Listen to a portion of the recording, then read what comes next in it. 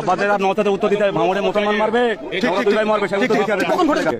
আব্বাদের আর নওসাদের উত্তর দিতে হবে, না তো খাঙ্কির ছেলেকে বেঁধে রেখে দেবো। দুই খাঙ্কির ছেলে আল্লাহ দেখছেন, আল্লাহ বিচার করবে, এছাড়া আর কিছু বলবেন। আমি তো আমার মা আমার বাপ গাল খেয়েছে, আমি হক কথা বলি বলে তাই গাল খেয়েছি। তাহলে কি হক কথা বলা বন্ধ করে দেবো? না, বন্ধ করবো। এটা হয়তো আমার আল্লাহর পক্ষ থেকে পরীক্ষা। আমিও দেখেছি অনেক কষ্ট হয়েছে। কিছুদিন আগে কলকাতায় দাঁড়ি ভর্তি নিয়ে গাল দিয়েছে। গতকালকে তারা নিজেরাই গোষ্ঠী দ্বন্দ্ব করলো, আমার মা তুলে গাল দিয়েছে।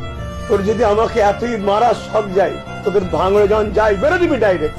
আমার মাটা কি করেছে? আমার মাটাকে ধরে টানতেছে, তার কি দোষ আছে এখানে?